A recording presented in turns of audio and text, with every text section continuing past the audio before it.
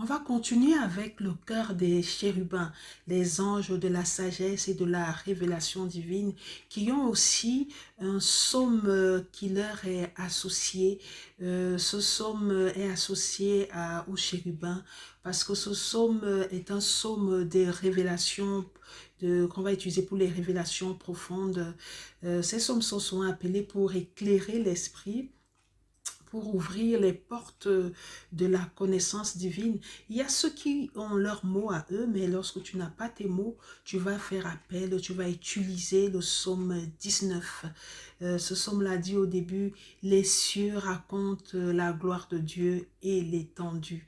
Et l'étendue manifeste l'œuvre de ses mains. Tu vas donc utiliser ce psaume-là. Ce psaume, c'est une invitation à recevoir des révélations divines, des révélations de Dieu, à recevoir la sagesse, puisque les chérubins correspondent à la sagesse, à recevoir les mystères de Dieu. Tu vas aussi utiliser le psaume 36. Tu vas utiliser le psaume 36 qui dit l'Éternel à la source de vie, dans ta lumière nous voyons la lumière. Ce psaume est destiné à clarifier l'esprit, à inviter à la compréhension spirituelle profonde. Donc, tu vas utiliser ces deux psaumes que je viens de te citer. Et il y a aussi des plantes, bien évidemment, qui correspondent aux chérubins. Quand tu n'as pas de plantes, tu vas tout simplement prendre les huiles essentielles qui correspondent aux plantes là. Ces huiles-là vont stimuler l'intellect, la sagesse spirituelle. Les huiles vont apporter la clarté, la compréhension aussi. Et les plantes, hein, quand je dis huile, on va donc parler du romarin. Cette plante est utilisée pour stimuler la clarté mentale, l'intuition spirituelle. Et cette huile aussi, ces plantes aussi peuvent être bues lorsqu'on veut purifier l'intérieur. Tu peux utiliser ces plantes-là, ce thé-là, comme pour réveiller l'intelligence, pour purifier les pensées confuses. Tu vas utiliser le romarin en thé et favoriser la consécration. Tu vas utiliser aussi la sauge, soit en huile essentielle, soit en plante, pour purifier les espaces, les spirituels, et purifier l'esprit, parce que la sauge est connue pour chasser les énergies négatives. La sauge ouvre la sagesse. Ça va être aussi du basilic.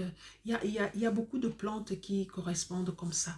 En termes de couleurs, nous aurons euh, symboliquement, hein, ce n'est pas obligé d'en avoir, mais lorsqu'on sait quand même à quoi correspondent les couleurs des chérubins, c'est toujours bien.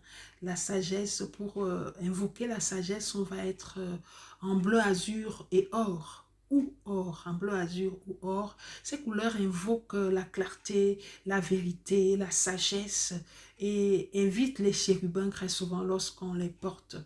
Et le symbole, c'est symbolique, hein, c'est symbolique.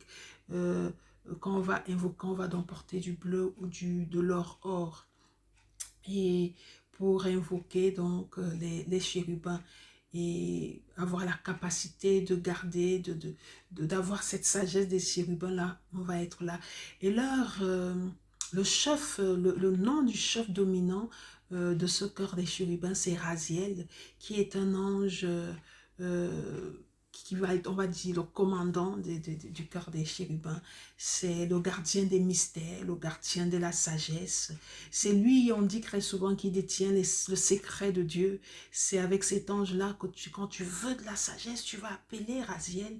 C'est lui, le chef des anges, Raziel va te transmettre la sagesse cachée aux humains et qui va être révélée aux enfants. Tu vas faire appel à Raziel.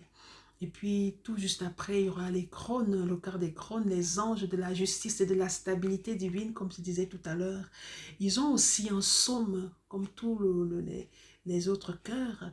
Les crônes étant les régions de la justice, de l'ordre, comme je disais tout à l'heure, lorsque tu vis une injustice, ils sont invoqués. Lorsque tu cherches à restaurer l'équilibre dans ta vie, tu n'as pas les pieds sur terre, tu es vraiment dans une instabilité dans ta vie, tu vas faire appel aux crônes.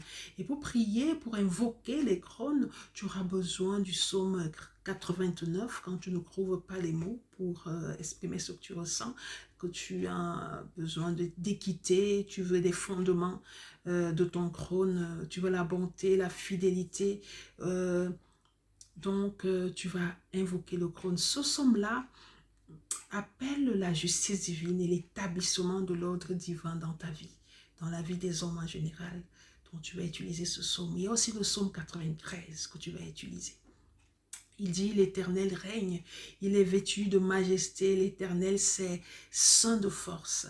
Et ces psaumes-là, quand tu les utilises, ils ont des paroles, tu vas comprendre que ces paroles sont bien ciblées et correspondent exactement au cœur des anges. Ce psaume est une